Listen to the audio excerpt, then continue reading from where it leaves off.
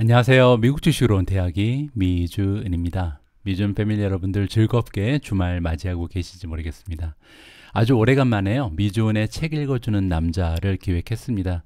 사실 적어도 한 달에 한 2권에서 3권 정도는 책을 읽어 드리려고 했는데 최근에 조금 제가 그 10년간 10배 성장할 30종목 프로젝트를 빨리빨리 마무리하고자 하는 마음이 있어서요. 한동안 책을 읽을 시간을 좀 찾지 못했습니다. 하지만 기본적으로 우리가 주식 투자를 장기적으로 하는 입장에서 적어도 한 100권 정도의 책은 읽고 나서 본격적으로 투자를 하는 게 정석이 아닐까 이런 생각을 하게 되고요. 그래서 앞으로 적어도 한 달에 2권, 많으면 한 3, 4권까지도 책을 읽어 나갈 수 있는 그런 미주은이 되도록 하겠습니다. 오늘 제가 준비한 책의 제목은요. 주식 투자의 지혜라는 책입니다. 생소한 이름의 책일 수도 있는데요. 한번 어떤 책인지 살펴보죠. 주식시장에서 산전수전 다 겪고 성공한 전업 투자자의 30년 투자 내공이 담긴 책이라고 합니다.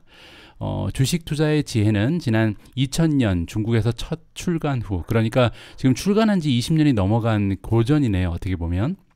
최근까지 개정을 거듭하고 있으며 해적판까지 합치면 수천만 권 팔린 슈퍼 베스트셀러라고 합니다. 그리고 저자 이름은요 천장팅인데 이 저자분에 따르면 1990년대 말에 중국에서 주식 투자 붐이 일던 당시에 대다수가 마구잡이로 투자하는 것이 안타까워서 월스트리트에서 경험과 교훈을 정리한 책이라고 합니다. 전업 투자를 하면서 투자 법칙과 원리를 하나하나 깨칠 때마다 적지 않은 수업료를 지불했지만 독자들은 조금이라도 대가를 덜 치르기 바란다라고 이 책의 기술 목적을 이야기하고 있습니다. 2021년 6월 12일 토요일 방송 제목은요. 미주은의 책 읽어주는 남자, 주식 투자의 지혜입니다.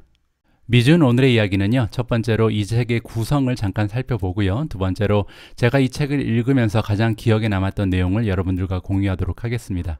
세 번째는 미주은의 개인적인 평가, 마지막으로 Catch Me If You Want가 기다리고 있습니다. 자, 그러면 아주 오래간만에 보내드리는 미주은의 책 읽어주는 남자, 바로 시작합니다.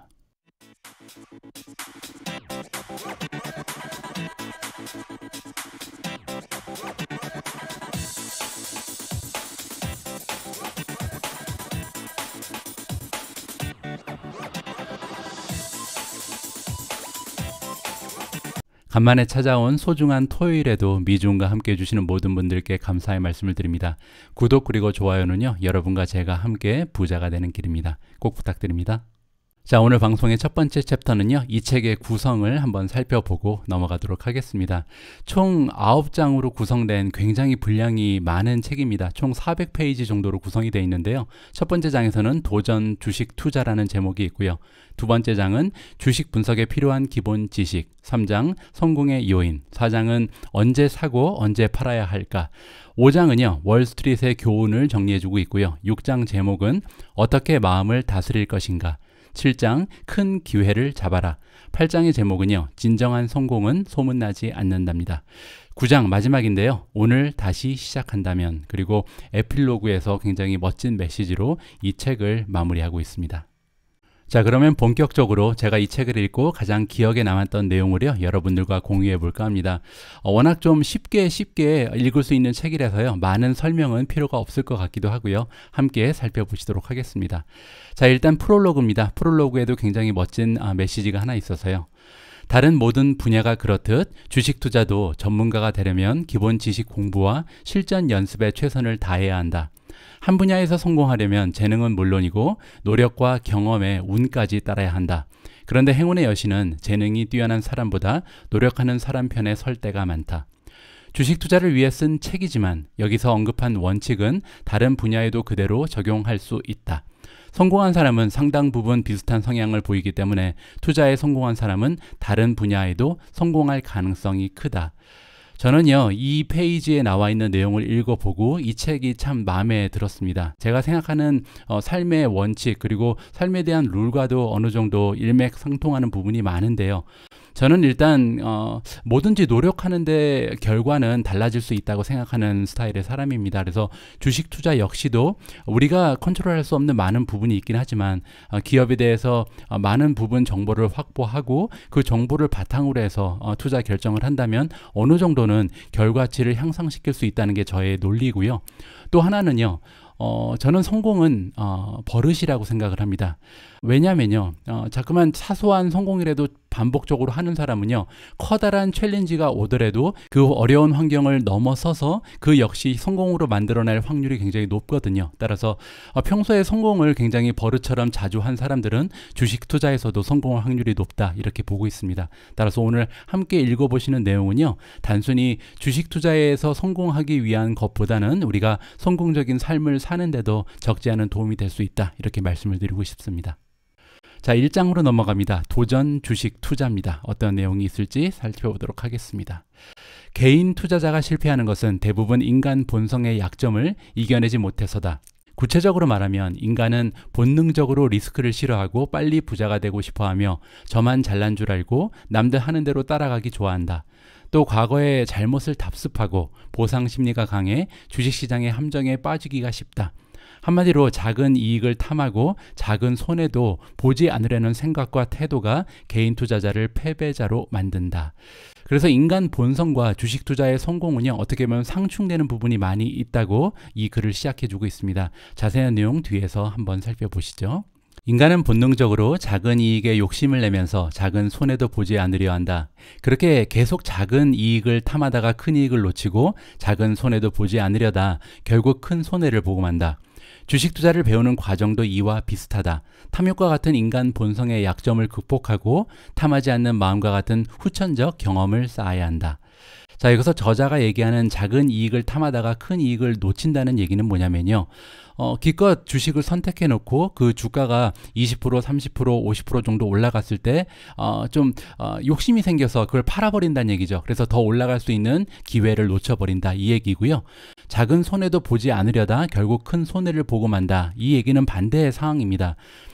특정 기업에 굉장히 좋지 않은 소식이 들렸는데 그 기업의 주식을 우리가 갖고 있을 경우에요, 만약에 손절을 해야 되는 상황이 왔을 때도 과감히 해야 된다는 얘기죠. 그런데 내가 지금 손절을 하면 작은 손해를 입게 되기 때문에 이 작은 손해를 피하기 위해서 손절을 하지 못하고 끝까지 갖고 있다가 더 큰 손해를 보는 경우가 많다, 이러한 이야기를 해주고 있습니다. 주식은 확률 게임이다. 매수, 매도 등 모든 결정이 100% 옳거나 100% 틀릴 수 없다. 이 불확실성 때문에 리스크를 회피하려는 인간의 본성이 주식 매매 결정에 큰 영향을 끼치는 것이다. 흔히 개인 투자자는 작은 이익에 연연하기 때문에 매수한 주식이 조금만 올라도 매도하고 싶어 안달한다. 이 주식이 계속 오를 확률이 75%라고 해도 25%의 리스크를 피하기 위해 적은 액수라도 확실히 버는 쪽을 선택한다. 이 선택으로 많은 개인 투자자가 1,000만 원을 벌 기회를 놓치고 100만 원 수익에 그친다. 제가 앞에서 말씀드린 것처럼 좋은 주식을 선택을 해서 그 주식의 주가가 계속 올라가는데요, 앞으로 계속 올라갈 확률이 굉장히 높은데도 불구하고 떨어질 확률 때문에, 그러니까 리스크를 피하기 위해서, 우리가 리스크를 피하는 것은 인간의 본성이거든요. 그러한 본성을 이겨내지 못하고 더 큰 수익을 창출할 수 있는 기회를 놓친다. 따라서 이러한 인간의 본성 때문에 장기 투자가 조금 어려워지는 부분이 있다, 이렇게 이야기를 해주는 것 같습니다. 주가 움직임은 상승과 하락 두 가지 뿐이므로 모든 매매의 성공 확률은 이론적으로 50%가 되어야 한다. 하지만 개인 투자자는 대부분 작은 이익에 연연하고 작은 손실을 피하려는 경향이 강해서 성공해도 수익이 아주 적고 실패하면 손실이 아주 크다. 그래서 최종 승률이 50%를 훨씬 밑돌게 된다. 주식시장에는 적이 없다. 자신에게 패한 것이다. 앞에서 제가 잠깐 언급드린 것처럼 가지고 있는 주식 중에서 반 이상은 올라갈 거고요, 또 나머지는 떨어지게 되겠죠. 하지만 가지고 있는 주식 중에서 올라가는 주식이 떨어지는 그 퍼센티지보다 조금 더 올라갈 수 있게끔 기다려줘야 되는데 이것을 못하기 때문에 최종 승률이 50%를 밑도는 경우가 많이 있다라는 내용입니다. 대박 심리로 투자를 하는 사람들은 대부분의 한 번에 큰 금액을 베팅한다. 그리고 운이 따라주지 않아 주가가 하락하기 시작하면 쪽박을 걱정하며 괴로워한다. 하루하루 손실이 커질수록 이성적인 판단력이 사라지고 결국 손실이 감당할 수 없을 만큼 커진 후에야 눈물을 머금고 손절매한다. 정상적인 주가 움직임 상황에서 정상적으로 투자했더라면 발생하지 않았을 손해다. 우리가 작년에요, 굉장히 비슷한 경험을 한번 했죠. 니콜라 같은 경우에 이런 경우에 해당한다고 생각을 합니다. 굉장히 그 하루에 100%씩 올라가는 멋진 모습을 보이는 주식을 보게 되면 우리도 모르게 좀 욕심이 생기고요. 이러한 욕심 때문에 큰 금액을 한꺼번에 베팅하는 그런 경우가 발생을 하죠. 그리고 나서 그 결과적으로 많은 금액의 돈을 손실할 수도 있다. 이러한 경고의 메시지입니다. 대출을 받아 투자금을 늘린 경우 주가 흐름이 상승세라면 당연히 훨씬 많은 수익을 얻을 것이다. 하지만 주가 흐름이 하락세라면 감당할 수 없는 손실을 뒤집어 쓰게 된다. 일반적으로 대박을 꿈꾸는 투자자라면 주식담보대출의 유혹을 떨치기 힘들 것이다. 주식 투자 금액에는 상한선이 없으니 돈을 빌려 더 큰 수익을 낼 수 있다는 사실 자체가 엄청난 유혹이다. 한번 손을 대면 도저히 멈출 수 없다. 한번 수익을 맛보면 금액이 더 커지기 마련이다. 그러다 결국 대출의 덫에 걸려 원금의 이자까지 더해 고스란히 주식시장에 반납하게 된다. 이 내용은 제가 미준 책 1탄에서요 한번 여러분들께 공유를 한 내용입니다. 제 책을 읽으신 분들은 여기에 대해서 자세하게 제가 설명을 드린 바가 있는데요. 한두 번은 성공할 수 있죠. 우리가 대출을 받아서 성공적인 투자를 할 가능성도 있습니다.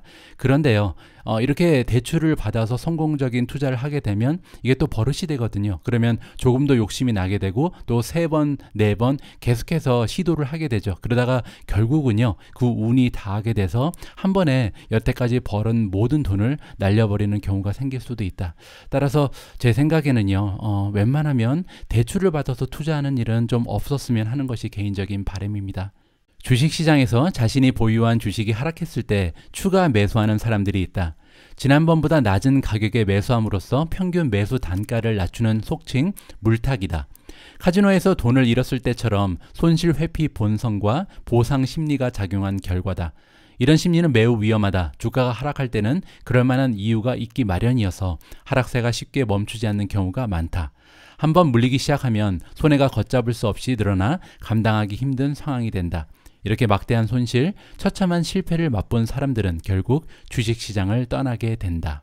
우리가 매수를 할 때는요, 이유는 단 하나여야 됩니다. 지금 내가 이 주식을 사면 앞으로 주가가 계속 올라갈 것이라는 확신이 있을 때 주식을 매수하는 거잖아요. 따라서 우리가 새로운 주식을 사던 아니면 가지고 있는 주식을 사던 이 룰 하나를 따라야 한다. 저는 그렇게 생각합니다. 따라서 내가 가지고 있는 주식이냐 주식이 아니냐는 중요한 것이 아니고요. 내가 지금 이 시점에서 이 종목에 투자를 했을 때 앞으로 3개월, 앞으로 6개월, 앞으로 5년, 10년 후에 이 주가가 나한테 건강한 수익률을 안겨줄 것인가, 이것이 유일한 투자 종목 선정의 그 기준이 되어야 할 것이다. 이렇게 생각하고 있습니다. 자, 이번에는요 2장에 나와 있는 내용들 함께 살펴보도록 하겠습니다. 2장의 제목은요 주식 분석에 필요한 기본 지식입니다. 이 책은요 그 커버하고 있는 범위가 굉장히 넓습니다. 그래서 투자 마인드에 대한 이야기도 굉장히 많이 해주고요. 반면에 기술적인 분석 그리고 기본적인 분석에 대해서도 굉장히 많은 부분 할애를 하고 있거든요. 2장에서는 주식 분석에 필요한 기본 지식에 대해서 굉장히 자세하게 설명을 해주고 있습니다.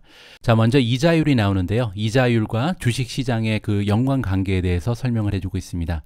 한 사회의 유동 자금은 유한하므로 이자율이 상승해 은행 예금의 메리트가 높아지면 주식시장에 유입될 자금이 은행으로 흘러들어간다. 또한 이자율 상승이 기업의 대출금 비용 부담을 증가시켜 기업의 이익이 감소한다. 한마디로 이자율 상승은 주가에 부정적인 영향을 끼친다. 같은 맥락에서 이자율이 하락하면 정반대 효과가 나타난다.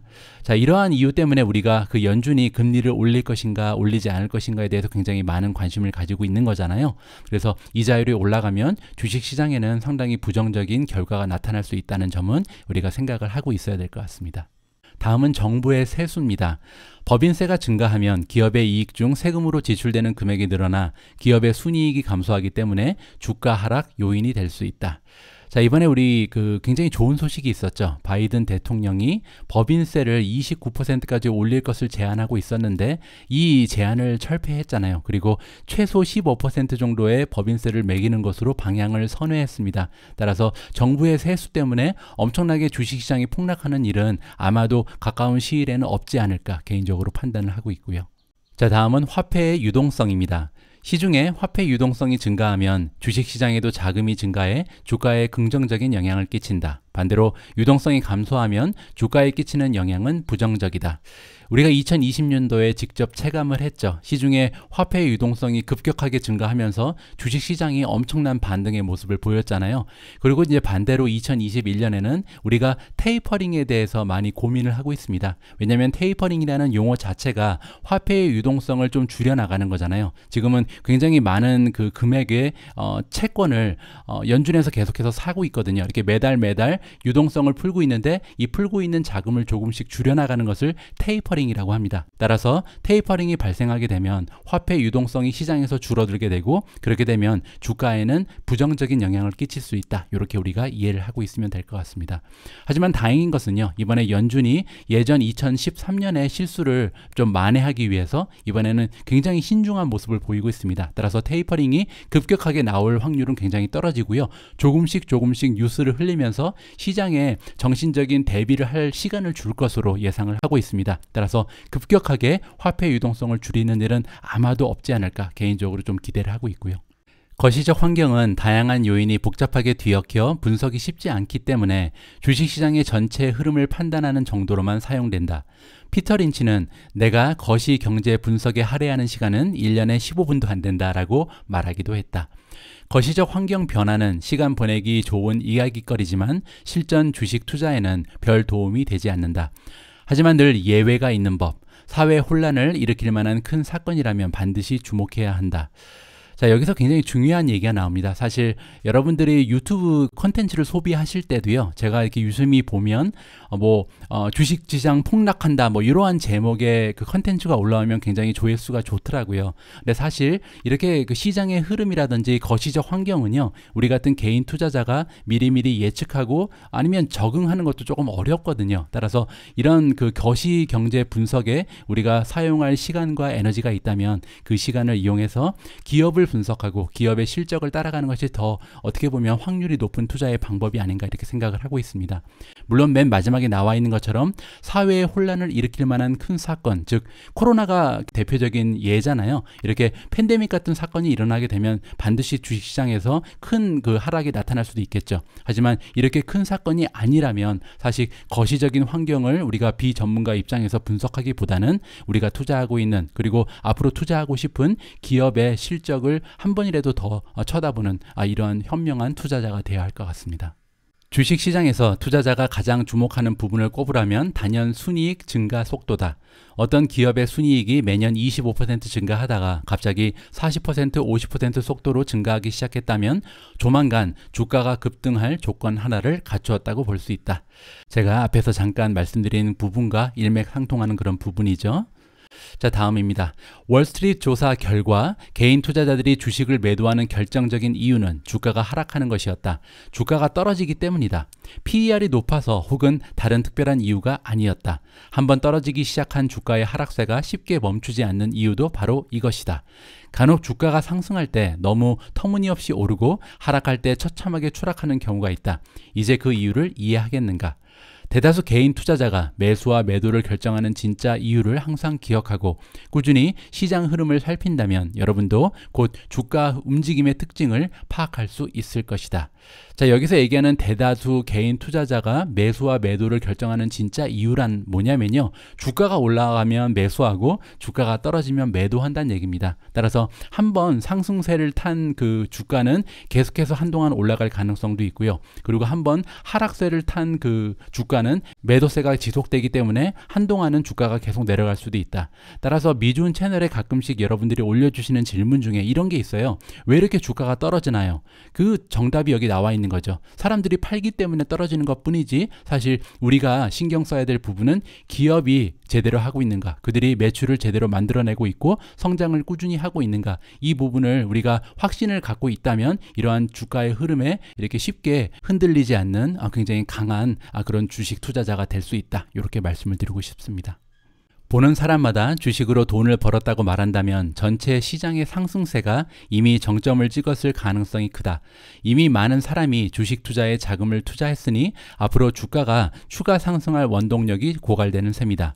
반대로 주가가 계속 하락하면서 공황에 빠진 투자자의 투매 횡렬이 이어졌다면 주가가 거의 바닥을 쳤다고 볼 수 있다. 이 부분 역시 우리가 뼈저리게 한번 느꼈죠. 2월 초 중순중에 성장주가 굉장히 많은 상승세를 보였던 그런 시점이 있었습니다. 그래서 그때 사실 성장주에 투자하고 돈을 못 번 사람이 없었죠. 어떤 주식을 사던 굉장히 높은 시점까지 주식이 올라갔으니까요.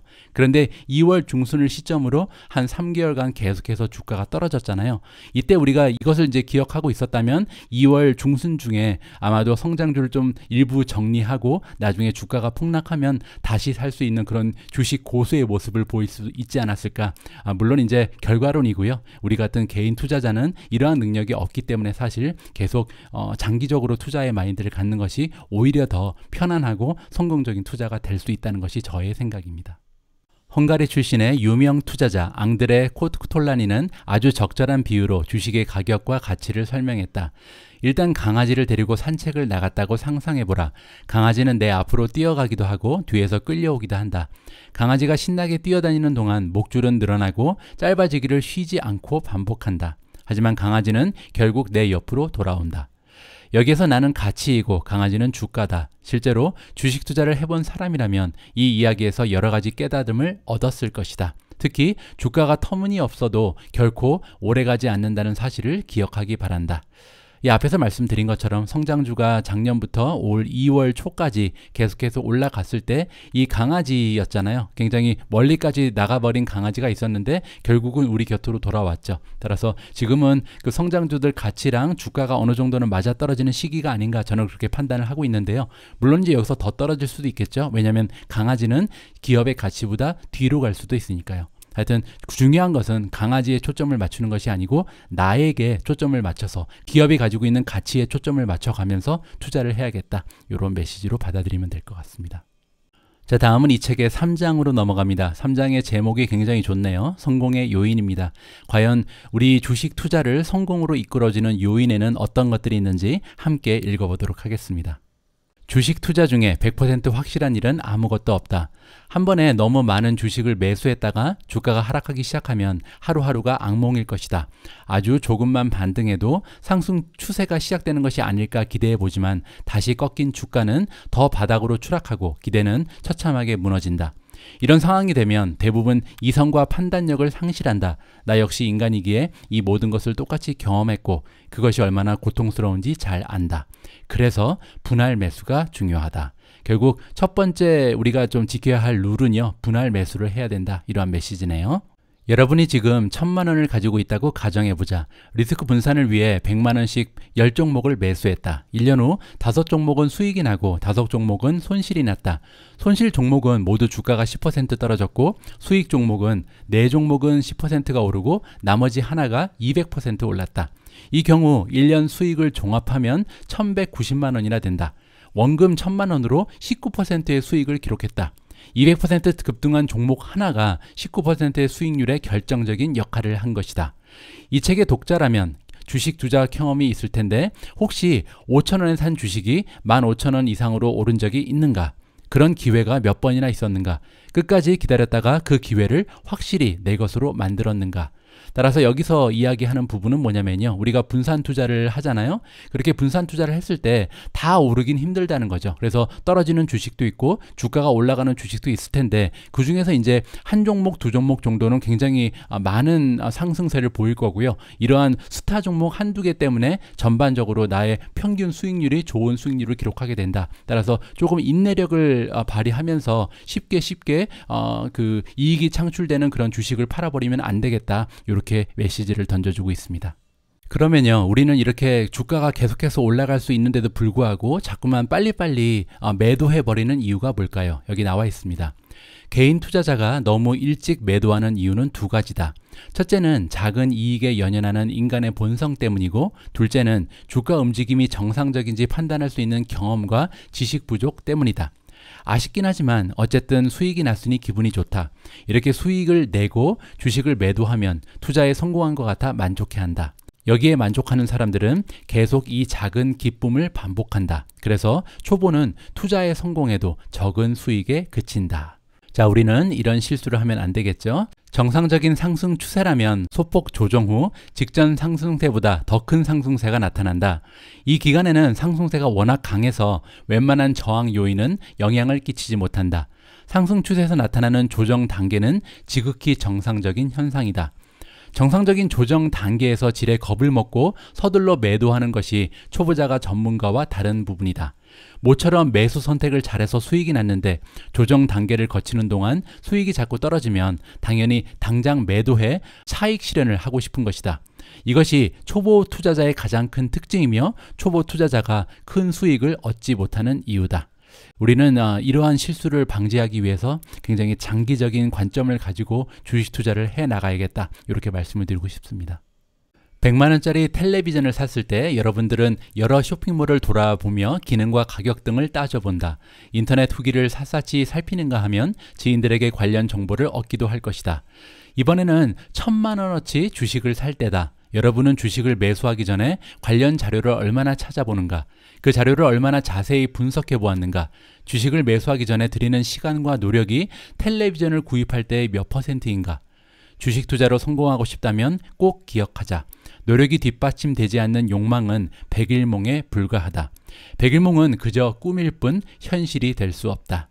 여러분들 가끔씩요, 제가 10년간 10배 성장할 성장주에 대한 주식 분석을 올려드릴 때 시간이 너무 길다, 이게 한 30분, 40분, 때로는 50분 가까이 되는 그런 영상이잖아요. 그런데 제 생각에는요, 사실 제가 올리는 컨텐츠의 목적이 이러한 성장주가 앞으로 성장 가능성이 높으니까 이걸 보시고 투자 판단을 하셨으면 하는 바람을 가지고 만드는 컨텐츠잖아요. 그런데 만약에 이 컨텐츠의 내용이 10분, 20분밖에 되지 않는다면 사실 그러한 컨텐츠가 여러분들이 주식을 매도하거나 매수하실 때 얼마나 큰 도움이 될지 저는 그 부분에 약간 의아한 부분이 있습니다. 그래서 적어도 우리가 나의 소중한 투자금을 맡기는 그런 종목을 선택할 때는 뭐 한두 시간은 사실 당연한 거고요. 최소한 10시간, 20시간 이상은 공부를 한 이후에, 그리고 나서 확신이 든다면 그 주식을 선정해서 투자를 진행해야겠다, 이러한 말씀을 드리고 싶습니다. 자, 다음은 5장으로 넘어갑니다. 월스트리트의 교훈. 저자가요, 예전에 월스트리트에서 20년 정도 일을 하면서 굉장히 많은 교훈을 얻었다고 합니다. 과연 어떤 교훈을 우리와 공유해 줄지 함께 살펴보시죠. 매수가는 잊어라. 지금 여러분이 보유한 주식은 그간의 경험과 분석을 토대로 해서 앞으로 주가가 오를 거라고 판단한 것이어야 한다. 이때 주식을 얼마에 매수했는지는 전혀 상관이 없다. 사람들이 매수가를 잊지 못하는 것은 작은 이익에 연연하고 작은 손해를 견디지 못하는 인간의 본성 때문이다. 타고난 본성을 고치기는 어렵겠지만 그래도 계속 노력해야 한다. 매수가는 잊어라. 그래야 정확한 순간에 올바른 판단을 내릴 수 있다. 굉장히 전형적인 예를 하나 들여서 설명을 드려보죠. 우리가 이제 월급날에 대해서 월급을 탔잖아요. 그래서 내 월급을 가지고 기존에 투자하고 있는 종목 중에서 하나를 선정해서 투자를 이제 더 한다고 생각을 해보죠. 그런데 우리는 가지고 있는 포트폴리오 종목 중에 계속해서 잘 오르고 있는 종목보다는 오히려 포트폴리오 안에서 떨어지고 있는 종목을 선택해서 투자할 가능성이 높다는 거죠. 왜냐하면 지금 우리가 가지고 있는 매수가 때문입니다. 내가 손해를 보고 있기 때문에 이 손해를 보고 있는 주식이 조금 더 떨어졌을 때 다시 매수를 해서 나의 손해를 극소화시켜 보고자 하는 노력이 담겨 있는 건데요. 그래서는 안 된다는 거죠. 우리가 매달 월급을 타고 나서 이 월급을 활용해서 투자금을 늘릴 때 그 시점에서 가장 좋아 보이는 주식을 매수하는 것이 가장 현명한 판단이라는 점입니다. 그 주식이 설사 200%, 300% 이미 상승한 종목이라 하더라도 만약에 그 주식이 더 올라갈 가능성이 있다면 그 주식을 선택하는 것이 최선의 선택이다. 이러한 메시지를 전해주고 있습니다. 특정 주식에 중독되지 말라. 주식 투자를 하다 보면 특정 주식에 빠질 때가 있다. 대부분 그 주식을 분석하는데 많은 시간과 노력을 들였기 때문이다. 자주 보고 익숙해지면 감정이 싹트는 게 인간의 본성이기도 하다. 하지만 주식 투자를 할 때 어느 주식에 빠지는 것은 매우 위험하다. 이 역시 실패로 가는 지름길이 될 수 있다. 그래서 우리가 나름대로 룰을 좀 정해놔야 될 것 같아요. 내가 가지고 있는 포트폴리오에서 한 종목은 절대 뭐 20%를 넘어갈 수 없다, 아니면 10%를 넘어갈 수 없다, 이렇게 스스로 나만의 룰을 만들어서 지켜나간다면 이러한 실수를 우리가 좀 방지할 수 있는 길이 되지 않을까, 이렇게 전해드리고 싶습니다. 다음은 워렌 버핏 이야기가 나옵니다. 다음은 버핏이 투자 대상을 선택하는 기준이다. 기업의 사업 내용을 쉽게 이해할 수 있어야 한다. 천재적인 경영자에 의존하지 않는 평범한 사람도 경영할 수 있는 기업이어야 한다. 미래 실적을 예측할 수 있어야 한다. 경영자가 기업의 지분을 보유하고 있어야 한다. 재고 수준이 낮고 회전율이 높아야 한다. 기업의 자기자본 수익률이 높아야 한다. 전통적으로 굉장히 도움이 될 수 있는 그런 팁이라고 생각을 하고요. 그리고 이제 워렌 버핏 같은 경우는 굉장히 성공적인 투자자잖아요. 이러한 룰을 스스로 지켜가면서 그렇게 멋진 수익률을 계속해서 장기간 동안 창출해 놨겠죠. 그런데 이제 제 입장에서는요, 4차 산업혁명의 미래를 보고 투자하는 그런 투자자 입장에서는 사실 이러한 그 어드바이스에 집중을 하면서 투자하기는 조금 어려운 부분이 있습니다. 예를 들어서 기업의 사업 내용을 쉽게 이해하기는 어려운 그런 기업들이 굉장히 많이 있거든요. 예를 들어서 유전자 편집, 유전자 가위 같은 거죠. 굉장히 어렵습니다. 하지만 이렇게 어렵다고 해서 투자를 포기하기에는 조금 좀 아쉬운 부분이 있잖아요. 그리고 천재적인 경영자에 의존하지 않아야 한다. 테슬라가 굉장히 대표적인 예인데요. 지금 4차 산업혁명 같은 경우는 어떻게 보면 시대를 앞서가는 사람이 리딩을 하는 그런 기업을 찾아서 투자하는 것이 굉장히 유리할 수가 있습니다. 따라서 이 부분도 어떻게 보면 지금 시대에는 조금 맞지 않은 조언이 될 수 있다. 그런 것이 저의 개인적인 의견이고요. 또 하나 있는 게 뭐냐면요, 미래 실적을 예측할 수 있어야 한다. 4차 산업혁명은요, 사실 굉장히 실적 예측을 하기가 어렵죠. 앞으로 어떤 일이 어떻게 진행될지 조금 아무도 예측하기 어렵기 때문에 이러한 그 주식이 변동성이 굉장히 큰 거잖아요. 따라서 이러한 부분도 조금 해당 사항이 없고요. 경영자가 기업의 지분을 보유하고 있는 것은 굉장히 중요한 것 같고요, 제 생각에도. 그리고 자기 자본 수익률이 높아야 한다. 다시 얘기해서 ROE를 얘기하는 거거든요. 에퀴티 대비해서 그 리턴이 얼마나 큰가. 이 부분은 중요한 부분이긴 하지만 사실 우리가 투자하고 있는 대부분의 성장주들이 아직까지는 수익을 내지 못하는 경우가 굉장히 많거든요. 따라서 워렌 버핏이 알려주고 있는 이러한 기준은요, 과거 20년, 과거 30년에는 굉장히 중요한 룰이 될 수 있었을지도 모르지만 앞으로 투자하는 데는 어떻게 보면 참고 사항만 될 뿐이지, 이러한 룰을 가지고 계속해서 투자를 하고 난다면 앞으로 투자의 그 성공적인 요인이 되기에는 조금 어려운 부분도 있다라는 것이 저의 개인적인 생각이다. 이렇게 말씀을 드리고 싶습니다.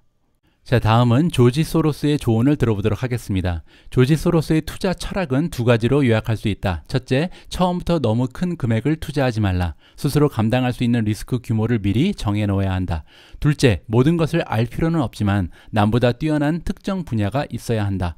소로스는 투자를 위한 분석은 간단 명료해야 한다고 생각했다. 그래서 거시경제 분석은 크게 신경 쓰지 않았고 월스트리트 투자은행 분석 보고서도 읽지 않았다. 그는 대부분 투자 아이디어와 기회를 신문에서 얻었다. 굉장히 재미있는 부분이고요. 어떻게 보면 4차 산업혁명에 투자하는 우리 입장에서도 투자 아이디어와 기회를 신문에서 찾을 수 있지 않을까, 이렇게 생각이 들기도 합니다. 다음은 버나드 바르쿠가 주는 조언이고요. 주식을 매수하기 전에 기업의 경영진, 경쟁자, 이익, 성장 가능성 등 기업의 모든 정보를 찾아보라. 당연하죠. 바닥 매수, 천장 매도는 꿈도 꾸지 마라. 허풍쟁이가 있을 뿐 절대 불가능한 일이다.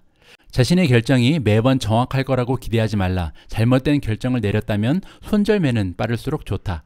정기적으로 투자 성과를 평가하고 새로운 아이디어와 계획이 생기면 투자 방법을 수정하라. 투자 원금 중 일부는 현금으로 보유하라. 모든 분야를 알려하지 말고 가장 잘 아는 분야에 집중하라. 깨알같이 굉장히 소중한 조언들인 것 같습니다. 마지막으로 제시 리버모어를 살펴봅니다.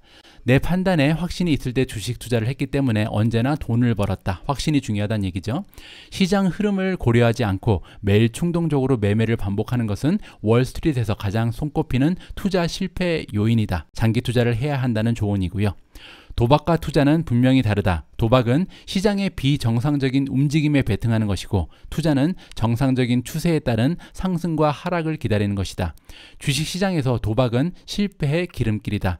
최근에 나타나고 있는 밈 주식들, 밈 주식이 사실 어떻게 보면 비정상적인 움직임의 대표적인 케이스죠. 그래서 제가 오미주 방송에서 몇 번 말씀드렸지만 개인적으로 바람이 있다면요, 제가 선정해서 투자하고 있는 종목들이 밈 주식이 되지 않았으면 하는 것이 개인적인 바람입니다. 만약에 밈 주식이 돼서 주가가 많이 올라가게 된다면 저는 주저하지 않고 바로 팔아서요, 수익을 챙기고 그 종목을 포기할 예정입니다. 큰 돈을 벌 기회는 하루의 움직임이 아닌 큰 흐름 속에 존재한다. 큰 돈을 벌고 싶다면 일상적인 작은 변화에 연연하지 말고 시장의 큰 흐름을 집중해서 살펴보아야 한다. 예, 그렇습니다. 제가 미준이라는 채널을 운영하면서 주식 투자를 할 때 사실 제가 바라보고 있는 것은 여기 얘기하는 큰 흐름, 즉 4차 산업혁명이잖아요. 4차 산업혁명이 제가 기대하는 대로 엄청난 혁명으로 다가올 수도 있고요. 만약에 그렇지 못한다면 저의 투자 방향은 어떻게 보면 잘못될 수 있겠죠. 하지만 적어도 제가 바라고 있는 투자의 기회는 이러한 큰 흐름 속에 있다는 것은 확실한 것 같습니다. 자, 다음으로 에필로그입니다. 에필로그에 좀 저자가 전해주는 굉장히 멋진 메시지들이 있어서요. 여러분들과 공유를 해볼까 합니다. 에필로그의 제목은 돈에 대한 반성입니다. 이 책은 돈 버는 방법을 다룬 책이다. 그렇다면 돈이란 무엇이며 돈을 어떻게 봐야 하는가? 심오한 문제다. 돈을 번다는 것은 경제적인 성공을 뜻하지만 경제적인 성공은 성공적인 인생의 일부일 뿐이다. 우리가 세상을 살면서 추구하는 것은 성공적인 인생이다. 성공적인 인생은 일종의 마음 상태다. 날마다 침착하고 평온하며 만족감을 느끼는 마음을 유지할 수 있다면 성공적인 인생을 사는 것이다. 나는 여러분이 주식 투자에서 성공하기를 바라는 것 이상으로 성공적인 인생을 보내기를 바란다. 사람은 여러 단점을 지니기 마련인데 가장 치명적인 것이 탐욕이다. 탐욕이 너무 강하면 인격, 행동, 주식 투자 모두 엉망이 되어버린다. 여러분이 짬을 내어 돈과 인생의 의미를 사색하는 시간을 가졌으면 한다. 주식 투자에도 도움이 될 것이다. 맑고 평화로운 마음은 성공적인 주식 투자의 근본이다. 부와 명예는 성공의 결과 중 하나일 뿐이다. 성공적인 인생은 목적지에 도달했다는 결말이 아니라 목적지까지 가는 과정이다. 성공의 생명이 초, 분, 시, 일로 구성되어 있다면 이를 부단히 지속하는 것이 성공적인 인생이다. 매 시간, 매일, 매달 즐거운 순간이 여러분의 마음을 평온과 화목함으로 채워줄 것이다. 자, 오늘 우리가 함께 읽어보는 부분은 여기까지입니다. 만약에 이 책의 내용이 마음에 드시는 분들은요, 직접 소장하시면서 여러 번 읽어봐도 굉장히 도움이 될 만한 책이라고 생각을 합니다. 자, 그러면요, 다음으로 넘어가겠습니다. 제 평가를 한번 여러분들과 공유해 볼까 합니다. 이 책을 읽고 나서 제가 느끼는 장점 3가지 그리고 단점 3가지로 정리를 해봤습니다. 자, 일단 주식 투자의 지혜, 제가 생각하는 책의 첫 번째 장점은요, 주식의 기술적 분석을 배울 수 있는 기회를 창출할 수 있습니다. 오늘 제가 여러분들과 공유한 내용은요, 사실 기술적 분석 내용은 여러분들께 보여드리지 않았는데 책의 분량 중에 상당 부분을 어떻게 하면 차트를 읽고 현명한 매수 시점 그리고 매도 시점을 찾아낼 수 있는지 이러한 내용이 나와 있거든요. 따라서 기술적 분석을 조금 배우고 싶으신 분들은 활용하셔도 좋을 것 같습니다. 자, 두 번째 장점은요, 주식 용어 그리고 기본적 지식을 습득할 수 있는 교과서와 같은 내용이다.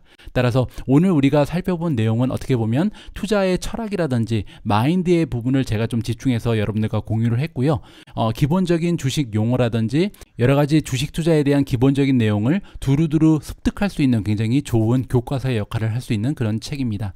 마지막으로요, 주식 투자의 마인드까지 전반적인 학습이 가능했다. 아까 말씀드린 것처럼 400페이지나 되는 굉장히 분량이 큰 책이거든요. 따라서 주식 투자에 대해서 전반적인 내용을 한 번쯤 리뷰해 볼 수 있는 굉장히 도움이 되는 책이었습니다. 자, 반면 제가 생각하는 단점도 몇 가지가 있는데요. 첫 번째 단점은요, 전문 트레이더의 관점에서 기술된 부분들이 꽤 있습니다. 왜냐하면 장기 투자를 하시는 분이 아니고 전문적으로 이제 트레이딩을 하는 분이거든요, 저자가. 따라서 그의 관점에서 기술된 부분은 제가 개인적으로 조금 동의하기 어려운 부분도 몇 군데 발견이 됐습니다. 자, 두 번째 단점은요, 최근에 집필된 책은 아닙니다. 20년이 넘어간 책이기 때문에 어떻게 보면 굉장히 고전의 느낌이 나고요. 그리고 최근에 일어나고 있는 시장의 모습을 그대로 담아내기에는 약간의 한계점이 있는 것도 사실입니다. 자, 마지막 단점은요, 장기 투자 그리고 4차 산업혁명 등 제가 추구하고 있는 그런 방향성과는 약간 연관성이 떨어진다. 이러한 부분에서 약간의 아쉬움을 느꼈습니다.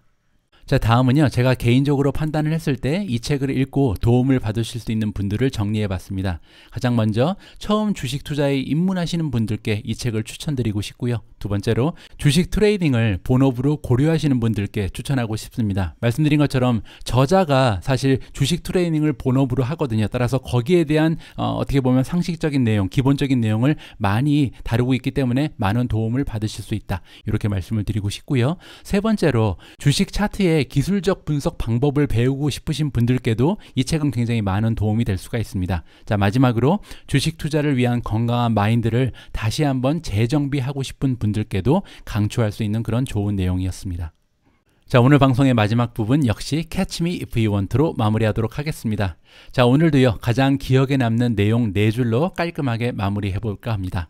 자, 주식 투자의 지혜 4줄 정리는 다음과 같습니다. 첫 번째로요, 개인 투자자가 실패하는 것은 대부분 인간 본성의 약점을 이겨내지 못해서다. 두 번째로, 매수가는 잊어라. 그래야 정확한 순간에 올바른 판단을 내릴 수 있다. 세 번째, 큰 돈을 벌 기회는 하루의 움직임이 아닌 큰 흐름 속에 존재한다. 마지막 네 번째는요, 짬을 내서 돈과 인생의 의미를 사색하는 시간을 가졌으면 한다. 맑고 평화로운 마음은 성공적인 주식 투자의 근본이다. 이렇게 네 줄로 한번 정리해 봤습니다. 자, 오늘 방송의 마무리는요, 제가 이 책을 읽으면서 가장 제 가슴 속에 파고들었던 굉장히 좋은 메시지를 여러분들과 다시 한번 읽어보면서 굉장히 따뜻한 마음으로 정리해 볼까 합니다. 부와 명예는 성공의 결과 중 하나일 뿐이다. 성공적인 인생은 목적지에 도달했다는 결말이 아니라 목적지까지 가는 과정이다. 우리 모두가 미국 주식 투자로 은퇴하는 그날까지 다 함께 화이팅입니다. 행복한 하루 되세요. 감사합니다.